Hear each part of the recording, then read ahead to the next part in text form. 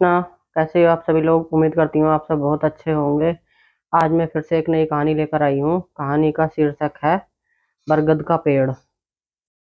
कहा जाता है तापी नदी के किनारे पर एक बरगद का पेड़ है। बरगद का पेड़ हम लोग अपनी भाषा में बड़का पेड़ भी कहते हैं। वह सूरत में स्थित है जहाँ पर अंगराज कर्ण की समाधि है। सुना है इस पेड़ पर हमेशा तीन ही पत्ते रहते हैं, कभी चौथा पत्ता नहीं देखा है किसी ने भी।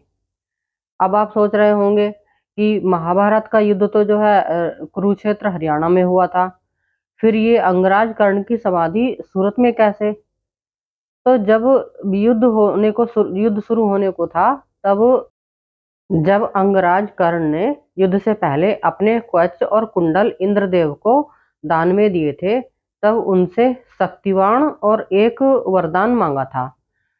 उन्होंने कहा था कि हे प्रभु, मैं अन्याय का साथ दे रहा हूँ, मेरी मृत्यु निश्चित है। मुझे यह वरदान दीजिए कि मेरा अंतिम संस्कार कुआरी कुआरी जमीन पर किया जाए। कुआरी अर्थात जहाँ पर किसी का भी अंतिम संस्कार ना किया गया हो। तो उनके अंगराज कर्ण के इस वरदान को भगवान श्री कृष्ण ने युद्ध के बाद पूरा किया था। जब महाभारत के युद्ध के दौरान अंगराज कर्ण की मृत्यु हुई, तो भगवान श्री कृष्ण ने बताया पांडवों से कि अंगराज कर्ण तुम्हारे ही भाई हैं और इनकी अंतिम इच्छा थी कि इनका अंतिम संस्कार कुंवारी जमीन पर किया जाए, अर्थात जहां पर किसी का अंतिम संस्कार ना किया गया हो।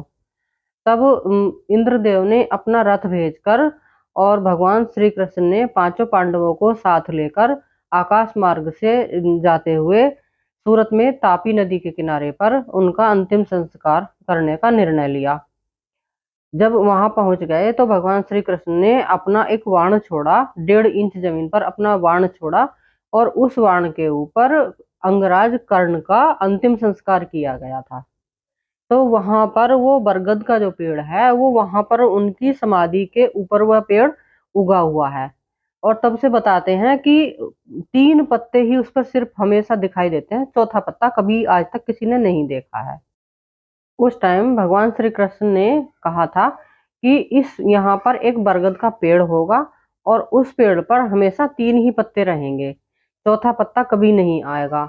और आज तक वो ऐसा ही है और 1 इंच से वह बड़ा भी नहीं है। वहां पर अंगराज कर्ण का मंदिर भी बना हुआ है। मेरी कहानी अगर आपको अच्छी लगी हो तो लाइक और कमेंट करना, और ऐसी ही कहानी सुनने के लिए मेरे चैनल को फॉलो करना। और अगर आपके पास किसी के पास भी इस तरह की कोई भी कहानी हो तो मुझे मैसेज में बताना। जय श्री कृष्णा।